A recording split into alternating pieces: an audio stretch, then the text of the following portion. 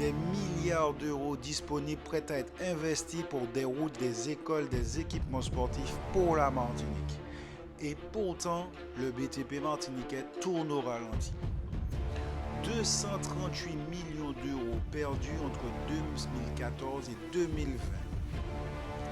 Aujourd'hui, dans l'épisode 2 de Décoffrage, nous allons décortiquer un paradoxe qui coûte cher, très cher même à la Martinique. Comment peut-on perdre des centaines de millions alors même que les besoins de modernisation des infrastructures sont criants? Générique.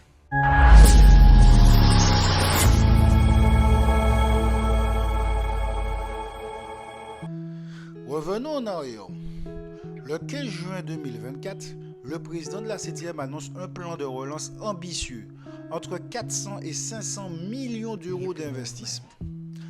La liste des chantiers promis est impressionnante. Le nouveau collège du Morne Rouge, l'internat du lycée de Saint-Pierre, le renforcement parasismique du lycée France Fanon à Trinité, 11 plateaux sportifs, le golfe des Trois-Îlets, l'extension du TCSP, le transport en commun en site propre, la construction du port de cabotage au Robert. Et même avant, lors de ses vœux, le président annonce un cyclotron pour le traitement du cancer, ainsi qu'un pôle universel de santé et un conservatoire de musique. Aujourd'hui, en janvier 2026, quel est le bilan?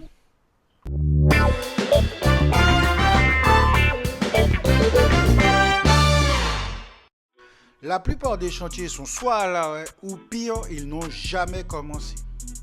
Pourquoi? Plusieurs explications circulent. En mai 2023, la CTM subit une attaque massive, une cyberattaque même. Le système est paralysé. Pendant des mois, impossible de payer les entreprises. Les retards se sont accumulés et certaines entreprises ont dû fermer boutique. Mais la cyberattaque n'explique pas tout, car le problème est structurel. Faisons un tour d'horizon pour savoir réellement les sommes disponibles pour la Martinique. En premier lieu, le FEDER FSE-IEJ. Pour 2021-2027, c'est 999 milliards 998 millions 23 euros disponibles, dont 600 millions 598 000 de la part de l'UE.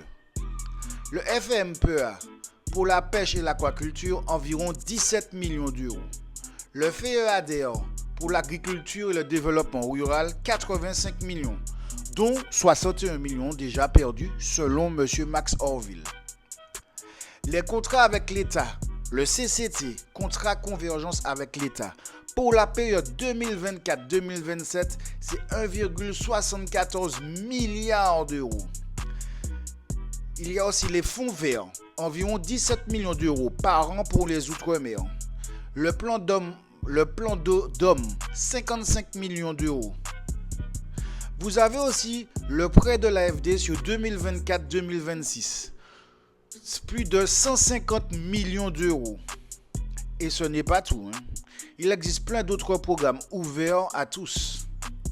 Horizon Europe pour la recherche, LIFE pour l'environnement, Erasmus+ pour l'éducation, Europe créative pour la culture, Interreg Caraïbes pour les coopérations régionales et enfin COSME pour les PME. Ça fait au total plus de 2 milliards d'euros disponibles sur la période 2021-2027. 2 milliards pour 350 000 habitants, sans compter le EUERAC de 150 millions d'euros contractés post-Covid. Je vous laisse digérer, les gars.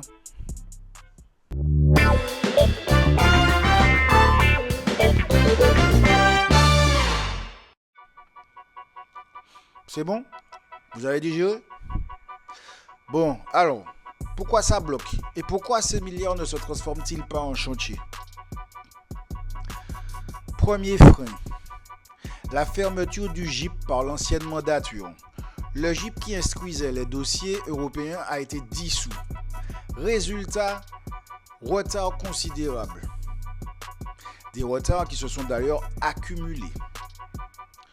Deuxième frein, un sous-effectif chronique à la direction des fonds européens, à la CTM, trop peu de personnel pour traiter les dossiers.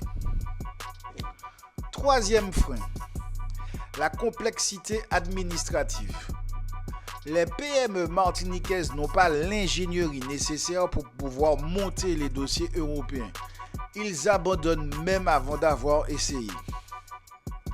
Quatrième frein, les délais des versements et les délais de paiement de la CTM. Certaines entreprises attendent des années avant de toucher des fonds ou des années pour recevoir leur paiement. Impossible de tenir dans ces délais.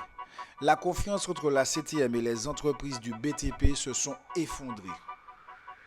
Cinquième point, la méconnaissance des programmes européens.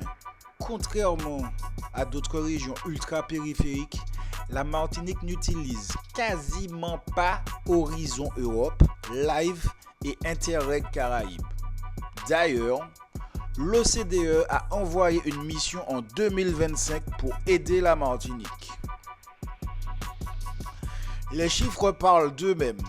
Le taux de consommation des fonds européens est de 55% en Martinique contre 70% en moyenne nationale et 73% en moyenne européenne. La Martinique est à la traîne et ça coûte cher, très cher. Donc voilà, l'argent il est là. Il appartient aux élus et au président de mieux l'utiliser avec des projets cohérents, car les besoins de la Martinique est criant et nous ne demandons que ça pour redynamiser le secteur en grande souffrance. Voilà, c'est tout pour aujourd'hui. Si vous avez aimé, likez, partagez un maximum. Ça me fait un grand plaisir et ça me soutient dans mon travail. Je vous dis à la semaine prochaine pour l'épisode 3 de Décoffrage.